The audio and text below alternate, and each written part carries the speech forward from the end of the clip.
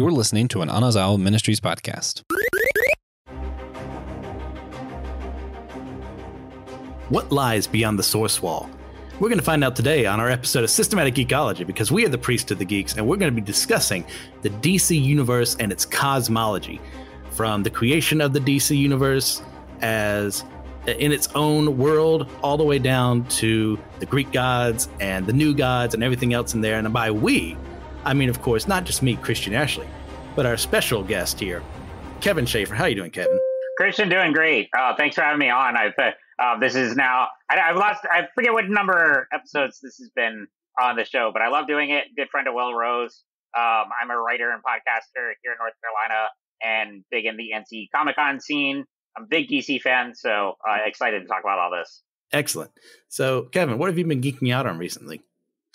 Well, I'll do one in a minute that ties very much in this episode, but first, one I'm reading right now that partly I picked it up because Mark Bagley is going to be at GalaxyCon, and Ultimate, my local comic shop, had a big display of books by creators that will be there at the show.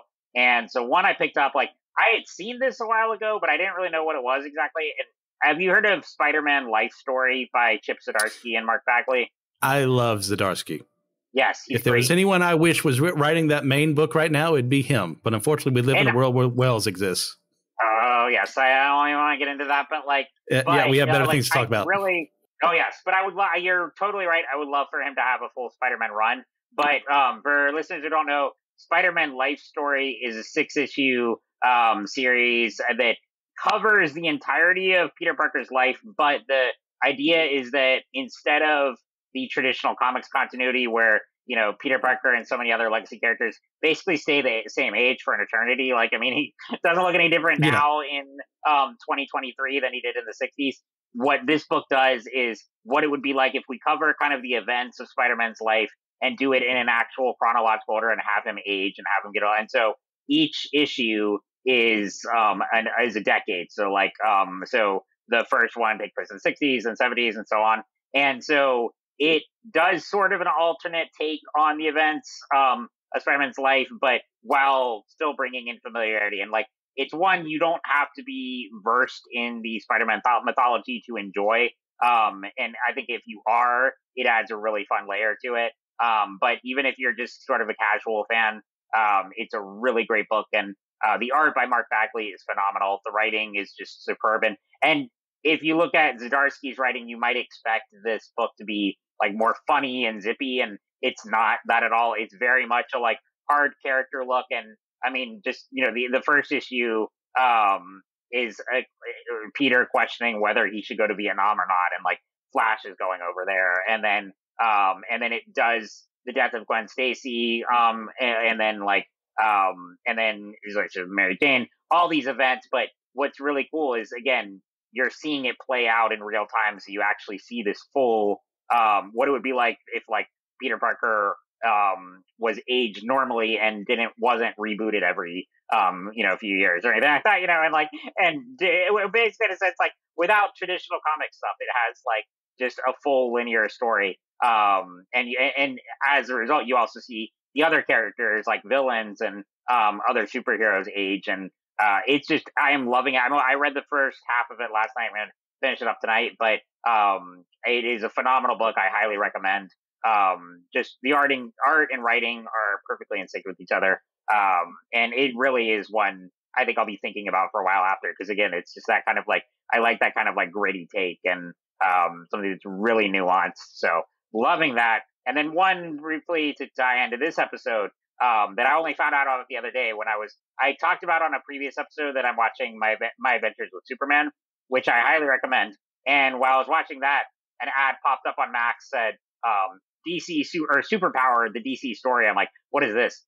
This is a 3-hour documentary series about the history of DC, particularly when it comes to creators. Highly recommend. Again, it's called Superpower, the DC story, and it's a 3-episode docuseries on Max. All right. Excellent choice. Well, you mentioned mine briefly, what I've been geeking out on recently, and that would be my Adventures with Superman.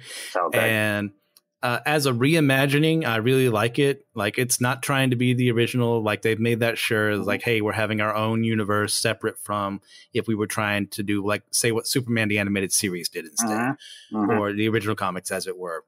So I'm having a lot of fun with it. Latest episode I just saw with Lois, like 4 episodes in, almost figuring out. We don't know for sure. Right. Probably she's figured out that Clark is Superman. And they've shared their feelings with each other. Now, is she going to feel betrayed or what happens there? I'm so in for that. If you're not watching that, guys, go out and watch it. It's very genuine. And me too. I love all the anime references they're doing as well. We've got some Dragon Ball stuff. We have basically Parasite was almost like Unit 1 from Evangelion. And man, I'm loving that show so far. It's fantastic. I mean, I also touched on it briefly on a previous episode, and yeah, it's definitely a heavy anime influence. I really like that Clark, Lois, and Jimmy are like college age interns at the Daily Planet. So they're but I also too love that Lois is like, it's already touching on that, but in a really smart way. And yeah, it doesn't give it definitively like, is she going to definitively find out, or is she just guessing? And is he going to try to like spin the narrative and make her think otherwise? We'll see. But no, I am thoroughly loving that show as well. All right. Well, let's get into the meat of the issue here. And that, of course, is our cosmology for the DC universe as a whole. Now, before we get into that, though, Kevin, what was your introduction to DC? Was it a cartoon? Was it reading the comics? What have you? So I think I told this multiple times on different podcasts and panels and whatnot. But being born in 93, I grew up on Batman the Animated Series and all of the subsequent shows that evolved from that. So Justice League Unlimited, Static Shock, Batman Beyond. That was very much my introduction, and I could not have asked for a better one, really, because that is just like, I mean, if you want to talk about a prime example of like the best of the DC universe and the best stories, the best animation, the best voice acting, all of those shows are just fantastic. And so that was very much my gateway into the DC universe. And then from there, I had read some comics here and there, but really the book that did it for me was Batman Long Halloween, which I read in middle school. And that set me on a trail of reading all of the big Batman graphic novels. Probably read Year One and Dark Knight Returns when I was too young. But, my parents just saw Batman. They didn't really look to see the content in there. How could they know? Exactly. So by the time The Dark Knight came out, I had read some of the big heavy hitters like that. And so Batman was always my favorite. I was consuming his stories avidly. But then that also led me to like Watchmen and Superman for All Seasons and All-Star Superman. And again, all of the big ones for a while. And then later on, really jumping into a lot more stories. And I was also the perfect age for when New 52 came out because I was a senior in high school. And prior to then, I hadn't collected comics in regular issues because like I didn't have money to. So I would just I would just get trades here and there. But that was a perfect jumping on point. And so the first like regular series I was collecting was like Jeff Johns' Justice League, Snyder's Batman, Green Lantern, etc. A lot of those. So New 52 was a great. I know it has like all kinds of opinions from people, like anything in the DC universe, but but for me, I have very fond memories of it, and there are some great stories that came out of that reboot. And then so I was collecting that Dark Odds, and then that led into Rebirth, and then many others. And so I've touched on a lot of different DC. Both in the movies, shows, comics, all over the spectrum. But I especially love the animated series. I love, of course, Christopher Reeve movies, the Michael Keaton one, Batman, and of course, Dark Knight trilogy. All of that. And Arrowverse was also a big point for me, like throughout college and after. I was really invested in that for a while. And I've now actually been rewatching Arrow because it's been so long. And also, I'm planning on meeting Stephen Amell at GalaxyCon, so I'm looking forward to that. And so that's been really fun to revisit. So DC, I definitely have a long-standing history with, and I've been able to touch on all different areas of it in different media. Yeah, for me, I've always been more of a Marvel guy, but at that same time growing up, I'm a 90 baby, and like 90, not 90s. And I grew up watching Spider-Man the animated series, X-Men the animated series, Batman the animated series, Superman the animated series. Then from there, growing up, and like you said, Justice League Unlimited, Batman Beyond, Static Shock, and then into Teen Titans. And it's when I got there that I actually, because I had read several Marvel comics at that point, because like Spider-Man is my number one. That's why he's my avatar. Yeah. So I'd read some of his stuff, Marvel Team Up, all that. But like reading that made me go, oh, my dad was telling me, oh, well, this is kind of inspired by the Wolfman Perez run. You want to read that? And my dad is a big comic collector. So I went through his long boxes and I read through the entire New Teen Titans for the first time. And I've been hooked on DC in comic form ever since. So obviously I knew nothing about what we're about to talk, just dipping my toes into DC at that point in time. But let's start where else but at the beginning, when the Presence created the universe. Now, the Presence is kind of, and once again, Kevin, feel free to like jump in whatever you want to in this conversation. It's getting my cosmology correct, because being in seminary right now, I really want to get my theology correct, even more than this. But for the purposes of this, the Presence is kind of like the Abrahamic God in the sense that he is creator of all things, and obviously DC has not always had Christian writers. So there are plenty of inspirations from Hinduism and Buddhist ideas and Shinto ideas and Taoist ideas, as well as Native American ideas about what God kind of represents there. So the Presence kind of encompasses a lot of that. Typically when people refer to him, he's got the kind of like the one above all in Marvel, in that he is Christian God, but they apply other things to him. And from there we get the Source, who is, if I remember correctly, the creator of the Source Wall, which surrounds every universe within the 52 realities, universes that encompass kind of like the DC multiverse. Right. So a big thing, like 52 is a number you'll hear a lot throughout DC, and that's exactly like you said. There's 52 Earths, like alternate versions, and and the multiverse, like the concept of it in DC really dates back to, if I'm not mistaken, the first kind of idea of it is the Flash of Two Worlds, which was back in, I'd have to look at what year that book came out. I have read it. It's a great book, and you'll see that come across in the Flash TV show. But that paired up Barry Allen with Jay Garrick, and so there were these 52 realities, versions of Earth and the known universe that existed within the multiverse, and it ties back to the Source Wall. That was the Flash 123 from September 1961. Okay, yep, that makes sense. Yep, yeah. And so we have the Source, we have the Presence. We also have kind of an antithesis and kind of an almost Gnostic sense of, God, demiurge, in the form of anti-life. Right. Now, obviously, those of us familiar with Darkseid, one of his big things is going after the anti-life equation. Now, depending on who's writing, the anti-life is actually a physical being that may have split off from the Presence or the Source, depending, once again, on who's writing. And Darkseid is seeking to use it to control things and make people complacent. And starting with Jack Kirby, kind of believed humanity kind of had it hidden within our souls or something like that. So that's there. Anything there's like that? No, it's just like the anti-life. I like how you say it depends on kind of the creator and stuff like, but it is very much concept associated with Darkseid. He's always after the anti-life equation, but it has taken on different forms, and like anything in comics, there's like different eras, and there's gonna be reboots, and we'll probably get into that later. It's like DC is like, I love it, but it is they are notorious for reboots, and sometimes kind of just like, well, this was the thing back then, but actually we're going to change it completely. You know what I mean? So that's like, comics. Yeah, exactly. Yep. You have to, like you mentioned Zdarsky's life story earlier, like without a sliding time scale, you need something like that every now and then to pop up to change things. Exactly. Yep.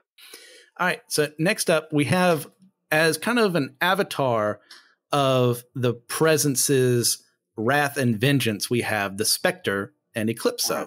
Now, Spectre showed up in the 40s as a superhero, like enacting judgment on people, and over time was developed into actually being like the avatar, like I said, of God's vengeance. And Eclipso was later retconned in the 90s, if I remember correctly, as being formerly the person before the Spectre who came in the form of God's wrath, who eventually became evil. So setting up the dichotomy of the two of them, like, how do you feel about that? It does. So I don't know as much about Eclipso, but yeah, the Spectre is one that's fascinating. The book I really go back to a lot that will probably come up in this conversation more too is Kingdom Come by Mark Waid and Alex Ross. The Spectre plays a prominent role in that. It's a great book, and I mean, talk about one that is filled with so many ideas and philosophical statements, religious context. And I mean, a character in that is actually based off Mark Waid's grandfather, I believe, who was a minister. And he's sort of like the point of view character in that book. But no, the Spectre I find really fascinating. Quick side note too, like Nicolas Cage, when he's ever he's asked which DC or Marvel character you play, he dodges the question and then eventually comes around to the Spectre. And he would prefer to play it in an animated series, but he has said that in interviews before, so just had to throw that in there. But I would love that. Oh my gosh, I think that would be perfect role for him. But yeah, but I like using it too. Like, it is a really fascinating dichotomy, and I think it provides this interesting lens because a lot of times with like the characters like this, you have all the big, heavy hitters like Superman and Batman playing out, and then there's this like, and they know all this multiverse stuff is going on, but then there's these like entities that are in the background, similar to how the Watcher plays out in the Marvel universe. So I'm always really fascinated by characters like this and how they play into these big epic narratives. Yeah, I've always kind of been drawn to the Spectre as well, in that I love the idea of the character like manifesting as God's judgment and vengeance upon the earth. But at the same time, you have to right away to where he doesn't just curb stomp everyone he meets. That's not a very interesting story. As satisfying as it would be to like to see the Joker evaporated the instant the Spectre showed up, like you still want to have stories with the Joker in them. So right. Like, how does that happen? How can God allow certain, that gets into ethical questions. How can God allow evil to spread, yet intervene here, but not there? Exactly. And handled with a very good writer, this is done really well. Sometimes it's done very poorly. And obviously some of those people have very poor theology themselves. I mean, that's not their fault necessarily. Just were raised in circumstances, not understanding other biblical concepts like other people would. But I've always found it very fascinating of like, God is directly intervening in this superhero world with the Spectre. Yeah. But where is he allowed to work? Where is he not allowed to work? I also bring up a book real quick. Have you ever read 52, the series? Yes. Not the new, but 52. So for listeners, this was a series that was done after. So it takes place over an entire year. They had a team of writers and artists, like, so they could put out issues like every month and have 52 issues go out across like the entire year. And it was an entire year without the big trinity of Superman, Wonder Woman, and Batman. And it has all these other characters. And what I find really fascinating about the book, and the edition I have is in 4 trades, and it contains interviews and footnotes with like Dan Didio, Mark Waid, Grant Morrison, Jeff Johns, all the like big creators of it. And one of the really interesting things is like Mark Waid and Grant Morrison talk about their perspectives, and like Mark Waid is a very like realistic, like just science only kind of like doesn't really have a grasp on which is interesting. He says that because he wrote Kingdom Come, but he likes to have like his stuff like more grounded like that.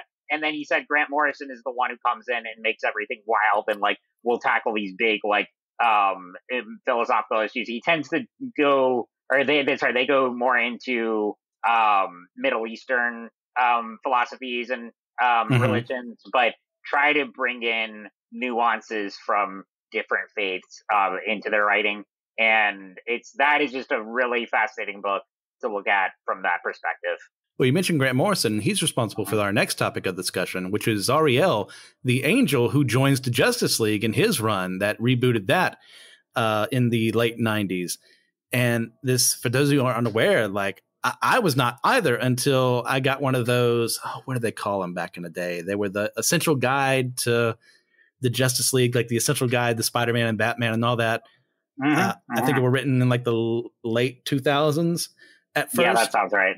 Yeah. And like this was my introduction to him as a concept, having not read that run. And I did later read that run. A very great run, by the way. Oh, yeah. Yeah, but that's off topic. No, I mean, well, I don't think you can do a topic like this without bringing up Grant Morrison. They're easily one of the most just brilliant comic book writers of all time, and they started with books like Animal Man, and Doom Patrol, and then they've written every big character of the DC universe. And again, they are really known for philosophical takes, and Yes. and really exploring the spirituality side of the DC universe and looking at it from different angles. Yeah, I find it fascinating too. The only reason he exists is because Morrison wasn't allowed to use Hawkman at the time, because he was going through that whole kerfluffle with all of his different origins, like contradicting one another. And we had just had Crisis like 10 years earlier, and that was supposed to fix all these mistakes. And yet writer after writer came in and said, oh, he's actually a space policeman. No, he's actually a reincarnated Egyptian. And no, he's actually Thanagarian, and all this stuff. It's like, nope, Hawkman's done. Until we can figure out someone who can fix him, you can't put him on Justice League. So he made Zariel instead. And for people who aren't aware of him, and I hope I'm pronouncing his name right, but here we are. Speaking a word I've only ever seen written down. And his idea of Zariel is that he was an angel who was watching over humanity, fell in love with a woman, and gave up his power to be with her. Not all of it, but gave up a lot of his authority because he knew one of the angels he was working with was also about to fall, and just didn't want to deal with any of that mess at the time. So he ends up with her. A lot of bad circumstances happen with them. He ends up joining the Justice League. So I like the way they kind of play with the angelology. And I know that sounds stupid, but that's actually the name given to it over time. Yeah. But I find it fascinating, this whole concept of, because obviously in our biblical canon, we have fallen angels who once served God, but then we have, depending on how you interpret things, Satan getting them on his side and them falling. But could it be possible, even after that, for an angel to fall? Is it possible for an angel to develop feelings and for humans, something that is totally separate from him, and for God to allow him to lose his status as an angel to be on the earth? So that's why I really like looking at him. Do you have anything you want to add to that? No, it is a fascinating question. And I mean, that's something I hadn't thought about that. And I don't know. I mean, I think another book, if you want to really go into, a lot of just crazy and philosophical ideas and stuff, is the Sandman, of course, from Vertigo. Because I mean, if you were like Neil Gaiman, also one of my favorite writers, but I mean, that book is everything from satire and looking at dreams and spirituality and all this stuff, but it's very much like, one of the big characters in that is Lucifer, and I find it a really interesting take on it. No, I think that's just a really interesting question to ask. Yeah, that's one thing too. I'm not as familiar with the Sandman as I am with other stuff and that Neil Gaiman has done. That Neil Gaiman is one of my favorite writers. Man's very brilliant, but I've never read those runs, so I can't really speak on them that much. And also for time's sake, I didn't want to add everything else. Oh, I know. That cosmology as well kind of screws things up. And then you mentioned Crisis on Infinite Earths. So it's like, could I add the Monitor and Anti-Monitor here too? I could, but we'll be here for 2 hours. I was about to say, I could go on and on about this stuff. So this is just I'm throwing out more recommendations to go deeper into some of those. There you go. Yeah, getting ahead of the recommendations, always good. Yeah.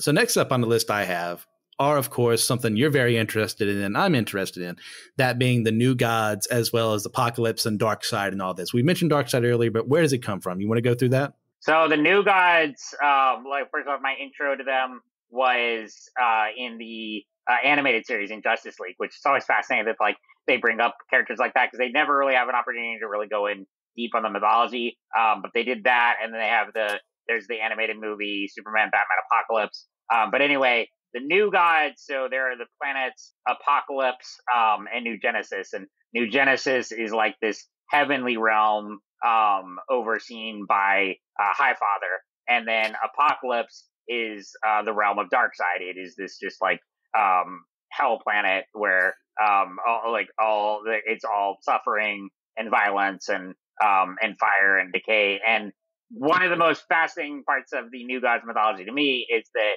it's with Mr. Miracle, who is the son of Highfather, and then Orion is the son of Darkseid. But they are actually switched at I don't know, I can't remember if it's right at birth or shortly after, but for the sake of peace between two worlds, like one father raising the other son.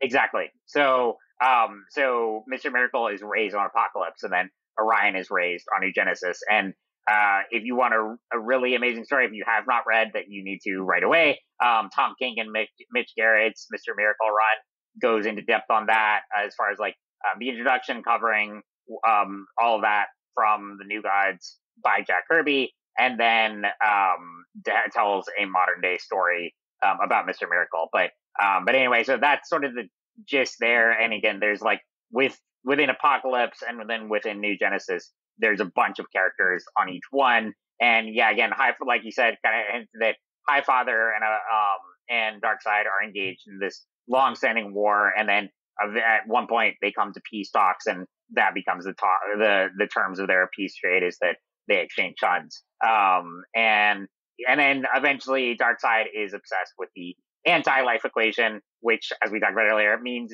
different things depending on the creator, but he is definitely the more like satanic big bad of the DC universe, hell-bent on destroying worlds and ruling over everything, and has always just been this like terrifying figure in any media. And you also like, and for those who've seen like the Snyder Cut of Justice League, Steppenwolf is his top general, is his uncle. And yeah, and all of the mythology of the New Gods comes from Jack Kirby.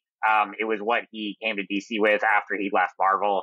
And there are aspects of it where it kind of originated with his Thor run, and it's sort of like what he did, develop New Gods to finish like stories that he didn't get to tell at Marvel. And so he brought that over and did this, create, and it had a very limited run back at that time. It was canceled pretty early, and then has been brought back here and there since then. But it is really fascinating. There was at one point going to be a New Gods movie by Ava DuVernay, and written by her and Tom King. That unfortunately got shelved, but I would really love to see that at some point. But feel free to add to that. I know I kind of went all over the place there, but yeah. No, you're fine. If I remember correctly, too, at one point, Jack had gone to Stan and been like, hey, what if we did a kind of like a Ragnarok situation with Thor and had all of those gods die off, and we have these new gods be introduced instead? That'd be a wonderful concept. It'd be like, Earth has a history with these, but what if new ones showed up out of this apocalyptic situation? Right. And Stan wasn't into it. I would say ultimately for the best because of what Thor has done for the Marvel Universe, but like bringing it to DC was a masterstroke of genius. It introduced a lot of concepts. Like, out of all places in the world, where do you think Darkseid shows up in Jimmy Olsen's comic book? Not anywhere else. Superman's pal, Jimmy Olsen. That was about, like, when I was just doing some Wikipedia earlier too about the I forgot to mention that. They're like, that was the first issue they had their appearance in. And I'm like, wait, am I reading this right? But that is the fascinating thing about comics. And then what's really cool too is like, you're totally right. Is like, he had other Thor stuff that didn't get make it into his run, and then he had the falling out, left Marvel, did this at DC, eventually came back to Marvel, and he did Eternals, which is like ultimately like the New God version there. So it is fascinating how much back and forth there was, but the New Gods is just such a fascinating, very dense mythology, and some of his best work in terms of his art there especially. It was introduced in Superman's pal Jimmy Olsen, and my first introduction was in the Justice League animated series. So like any of those characters. Well, let's get into some more little G gods by going into the Greek gods, who of course are very important to the mythos and origin of Wonder Woman. You have the Greek gods like breathing life into clay that Hippolyta makes, to have a daughter, and imbuing different aspects of themselves, like some of what would come to Shazam, Captain Marvel as well. I hate that we can't say Captain Marvel now. I know like Marvel should have that title more, but I've always called him Captain Marvel. So that's just me being nitpicky. It's hard, but no, I know it's hard. And there's a whole history there too. But but for them, like, what do you think of how they're portrayed within DC and all that? And we'll get into the other questions I have in a bit. I mean, I think the Greek gods fit perfectly into the DC universe because a lot of the mythology is based on them anyway. And with Wonder Woman, I mean, we've seen it in the movies and everything, and with the Amazon culture, a lot of that borrows from that mythology. So I like when you see actual ones show up there. I think it fits right in. Especially because I said this before, but like, Marvel is very much like ordinary humans becoming gods, and then DC is, but not always, but for a lot of it, is like gods living among humans. And so to actually bring in actual Greek gods into that universe, I think it fits really well. And there's just such a correlation there. Oh, absolutely. And like, honestly, if there is one pantheon out there, almost everyone at least knows something about it's Greek mythology. Exactly. Yeah. And then maybe Norse mythology would be next. And after that, it kind of gets like up in the wind of, where you're going to be looking for. Maybe Egyptian mythology, some people would know, but I wouldn't expect too much out of that. Yeah. But so like, it's the same thing like with what Stan and Jack did in Marvel with Thor. Like a lot of people, not everyone knew about the Norse gods, but most people knew enough. But for the Greek gods, like everyone pretty much knows. Zeus, who they are. Hades, and yeah. All right. So we mentioned this hodgepodge of all these different mythologies, and we have the presence and the specter and all that mess. Like I asked this question for you, like someone who also writes as well, like how important is it for a shared universe to have its cosmology make sense? He said, asking about comics. They asked about comics and asking about DC. Interesting question there, but honestly, it matters more to the individual story you're trying to tell, because like we said earlier, I mean DC especially, there's jokes that it reboots like every few years, and that's not that's not entirely untrue. But like for instance, I go back to Kingdom Come, or I go back to the New God stuff. So if it has to make sense in the context of the story. So if you're basing it off a specific narrative or a specific mythology, you just have to have that all correlate.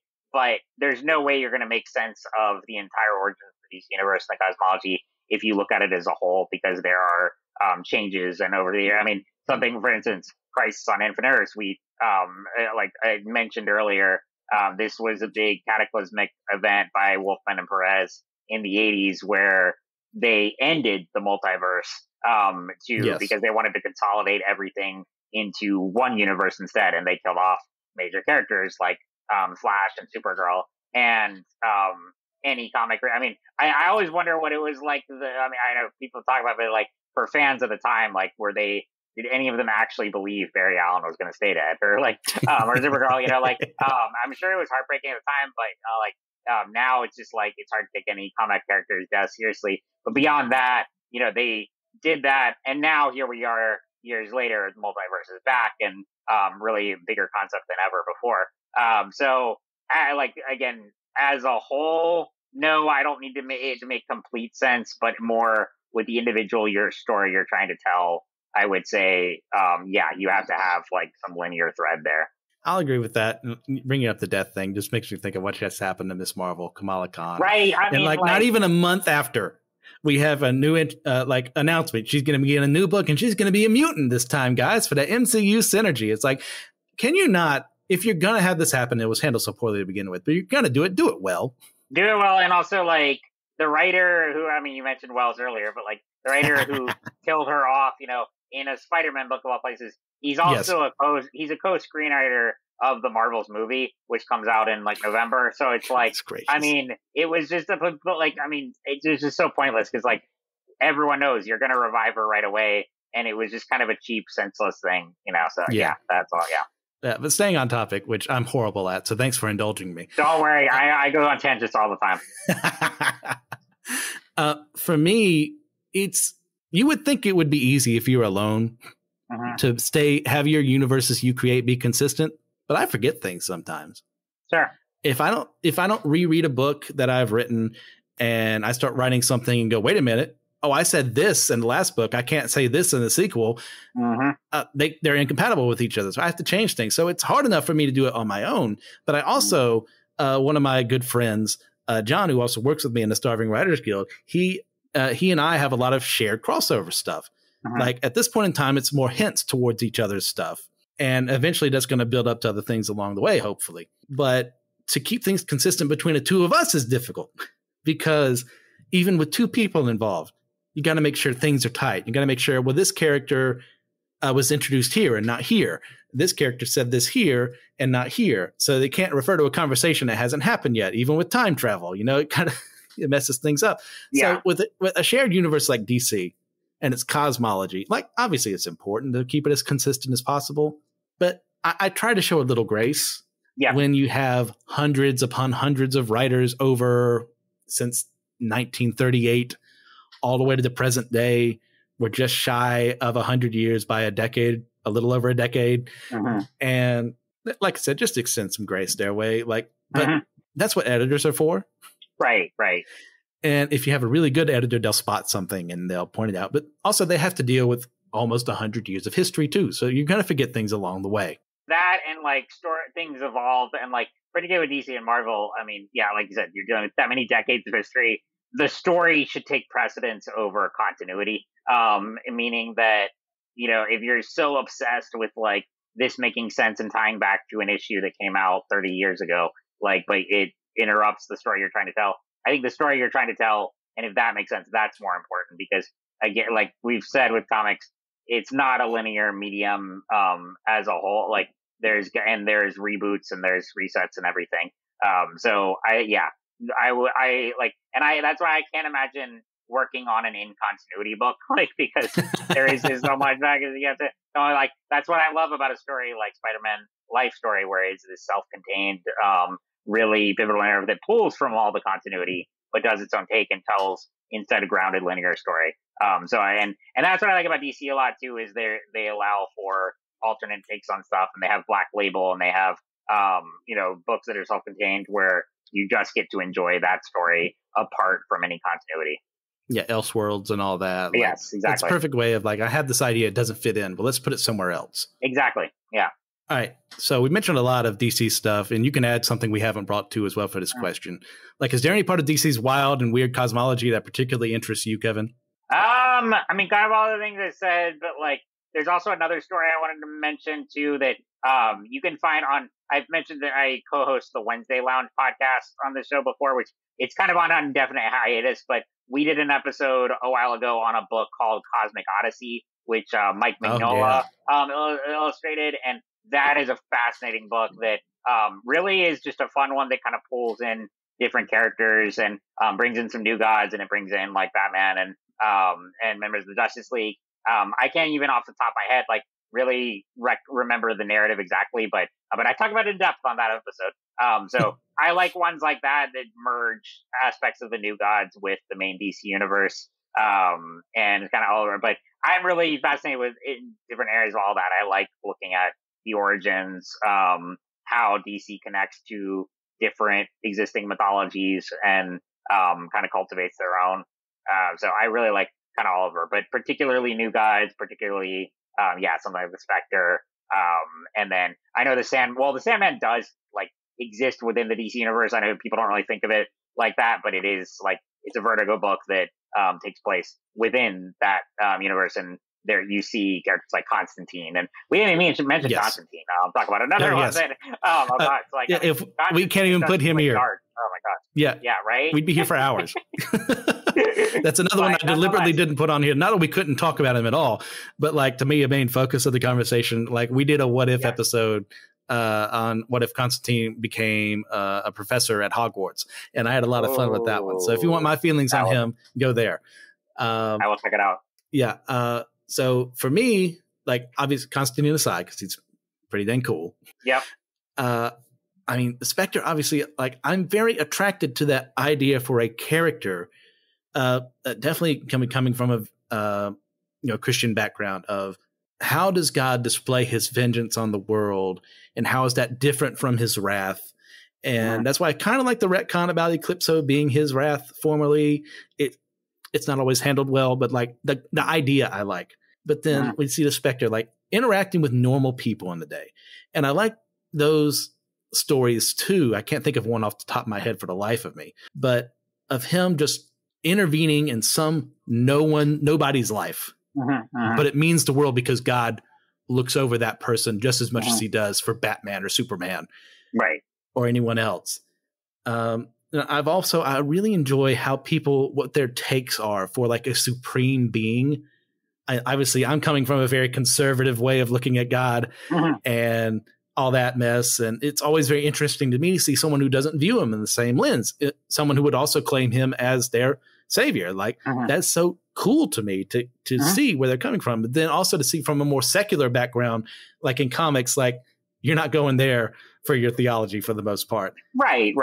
But nonetheless, I think it gives you an empathy and a respect for different viewpoints and different backgrounds that helps us all understand each other better. Absolutely.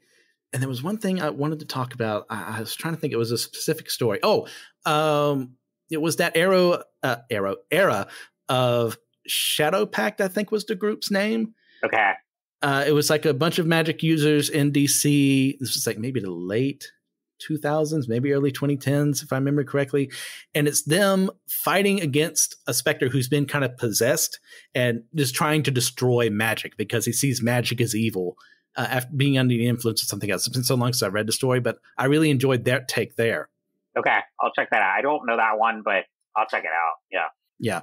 I think it was right before the New 52. Okay. I'd have to look it up. Like I said, my DC knowledge only extends so far. Sure. Yeah, as much as I love this property, like there's some obvious like periods I don't know anything about. Well, I mean, and there's so much to explore, and we're barely not even tapping scratching the surface with this episode, and same with the Marvel one. So, yeah. I mean, how could you, with like we said before, decades long worth of comics and movies and spinoffs and all that? Yeah. So all that in mind, like what can we as Christians learn from how the DC universe is composed of these multiple different philosophies, mythologies, and religions held within its own universe? Well, I think it goes back to the idea that, like, regardless of your background, a lot of us are asking the same questions and trying to understand it better. And I don't think any of us have all the answers, but we're all trying to thinking about these concepts, and whether it's someone who has no kind of religious or philosophical background or someone that does, there's this idea that we're all trying to understand each other and understand the world, and you can very much do that through fiction and through a big superhero universe like this. Yeah, absolutely. I just had a thought which I just shared with Kevin on our recording here. So if you want to know what that thought is, you can join us at Captivate, sending, I believe, even a one-time tip to see these special extra questions that we do for the audience. So just to heighten up your suspense there of what it could possibly be, head that way, and if you feel led to, send a little cash our way without hurting yourself. I will add that. So to answer this question here, at your point there, if we're all searching for those answers, and comics as a medium is somewhere we can do that. Who doesn't love an illustration of something I love reading, but I also love seeing something too. That's why I watch movies. That's why I read comics and manga and watch anime and all that stuff. In addition to reading, a 500 plus page book. It's because I love to see my thoughts poured onto the page from someone else who's thinking through the same things I am. And we see people exploring, Morrison, we mentioned him a couple times, his whole concept of hyper time and how that affects the multiverse as a whole. And his way of seeing Darkseid as this person who can seek after the anti-life. But what does he mean? What does that mean? What is anti-life compared to what we have? And you can argue whether or not the equation thing that he does come up with is a good thing. I think ultimately, yes, because it's one of those things, if you're going to have an answer, make it as good as possible. Yeah. And Morrison, I think for the most part does. But yeah, that whole thing of where do we come from? Who should I look up to? Is there a God? And if there is a God, is he looking after me? Is he going to be like Zeus and, going after every woman he can come across and all these terrible things? And yet I'm supposed to worship him. Or is he supposed to be this loving God? But at the same time, can that loving God allow evil to occur in the world? Can he allow the specter to be held back and prevent a war, even though terrible things are going to happen as a result of that war? Or a specter I mentioned earlier, can the specter kill the Joker? And wouldn't the world be better off if the Joker didn't exist? But well, sure, that sounds good to us, but God sees something a little higher than us. He sees a little beyond that. And I think one thing we can learn there, even from a secular writer, is that concept of we don't understand the totality of time, but God in this situation does. I think that, and I just find like some of the biggest characters in the DC universe so compelling for that reason. And like, I mean, I just want to like dwell on the Superman notion for a minute of like, you know, the constant criticism of Superman is like, oh, he's so boring, he's so irrelevant and all that. And like, I know this is gonna like, don't tweet at me here, but like, I am not, I'm not a fan of The Boys. I've tried multiple times, and I just you got a fan right here, okay, my friend. And the thing, it's weird because I do like a lot of darker superhero stories, but one thing that bugs me about it is that it's so embraced today as this like, it's like, no, this is how Superman would be, and like, I'm like, okay, this is one take on it, but I get annoyed that people can't accept the idea of someone just being good for the sake of it. And not that he's not flawed and he's not going to make mistakes, but like people just can't accept that there's this character who with power, he actually uses it well, and he actually can be a symbol of hope and justice, and he's trying to fight for the little guy and be this symbol. And that's what I love so much about My Adventures with Superman. That's just my 2 cents. I wish more people were watching My Adventures with Superman and like as much as they were watching The Boys. But but that's just my take. But that's what I love about DC, and I love about universe is like you can have those themes exhibited by the big characters like that, and also explored in depth through New Gods and some of these lesser known entities. Oh, yeah. Let me clarify. I mean, a fan of what Kevin said, not a fan of The Boys. I am not, by any stretch of the imagination, a fan of The Boys. I love my superheroes. You can have your darker types. Like, sure. Speaking of that, like I don't care for the Authority. Okay, yeah. But I just read a story in Action Comics, which is the only thing I'm caught up with in DC that is running currently, where Superman brings the Authority to World. And his whole journey of being a good influence on them to protect people, and him fighting against Mongol in this senseless world of barbarians and just fighting and slaughtering each other. And the only way you gain something in life is to kill someone else, but Superman doesn't. And to see his effect on people there, that is the Superman I love. This altruistic person raised by Ma and Pa Kent to love others, to protect them. You're stronger than them. Don't rule that over them. Look after them because they need someone like you. Yeah. That's why I come to these comics. Yeah. Yeah. I know, sure, we could argue all day long. Like, there are plenty of people, if they got superpowers in this world, would act like Homelander or what have you. Right, sure, I know that for a fact. That's why I go to comics, for someone who does the right thing with those same powers. Sure. And again, I do, I mean, I like a lot of like horror and indie and stuff like all this stuff, but it's just weird that that's just one I don't want to say that just to be controversial, because I know a lot of people love that show, but it's just like and there are a lot of good things about it, but I'm just like, I've struggled to get into it for that reason. It's just like when it's like the idea that it's just entirely cynical and everyone, and I'm like, yeah, I like there to be hope within superheroes, and again, you can still have conflicts within that. I mean, there are probably one of the best is like Denny O'Neil and Neil Adams' classic Green Lantern, Green Arrow run that observes like a conservative and liberal values add on with each other, and like so you can still do all of that. And you can still have those themes explored. But yeah, you can also have characters that are inherently hopeful, and that's not a flaw, you know. Yeah, and I know I speak for Kevin here too. Like, we're not bashing The Boys. It's just not for us. Exactly. And that's the thing. A lot of people enjoy it. It's great. It's just like, but that's just the reason why I've tried a couple times and I haven't been able to get into it. Yeah, I understand completely. Like, I want my Superman to be the big boy, blue Boy Scout. I want my Batman to be, the shadow in Gotham working in the night, but not also an unhinged lunatic who is one step away from murdering people. Right. Yeah, it's all good. But Kevin, is there anything else you want to add for our cosmology section here for DC? No, this has been a really great discussion, and it's definitely one that we could easily go on for hours and more recommendations. But hopefully, listeners out there have gotten something out of it and come away with some recommendations too. Yes. Well, speaking of, we've listed like 50 recommendations already. Yeah, right. I know. Do you want to go for another one? Can I think of anything I haven't said? I mean, definitely watch. It doesn't have to be about this. It could be anything else. Yeah. Definitely watch My Adventures with Superman.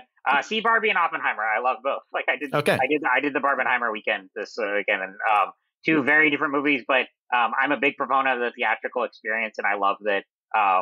I don't know when this is going to happen again because of the actors and writers strike right now. But I do love that there are two movies that are original. Yes, one is based on technically an IP, and another is based on a historical figure, but nonetheless, like not big sequels, not big like franchise properties, but two like really original from two innovative filmmakers that really resonated with audiences. And I really enjoyed both, again, for different reasons. One, Barbie is very wildly entertaining and also has really brilliant commentary in there. And then Oppenheimer is a heavy philosophical character study, but it is brilliant. I think it's one of Christopher Nolan's best.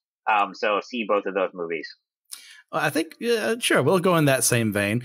For those of you who are very interested in the history behind the research with the atomic bomb and how we came there, and the story behind some of Oppenheimer, and once again, this is for a more mature audience, I'll put it that way. No little kids listening to the last podcast on the left's coverage of the atomic bomb and its research, and the after effects it had on Japan as a whole, and how we tried to justify certain things. I speak this as someone who feels it was justified the first time around, and then the second time probably not as much. So you have opinions on those, let us know too as well. So thank you guys for listening in on this episode. If you have a chance, just leave us a 5-star review on your podcasting platform of choice. Just help us with the ratings and to find more people. Like we just had a meeting the other day where we are on track to have our highest new listener month ever. And you guys have been doing way beyond our wildest expectations, sharing the show with other people. We're highly appreciative of that. Keep doing that. Like, we're not here without you. So thank you for all the hard work you do and introducing the show to everyone else as well. And for listening and leaving us reviews, and let us know what you're geeking out on as well. Be sure to let us know on our Facebook group or Discord or YouTube. And if you have the goal as well to join us on Patreon or just help us out on Captivate, you can do that as well. But before all that, remember, we are all a chosen people, a geekdom of priests.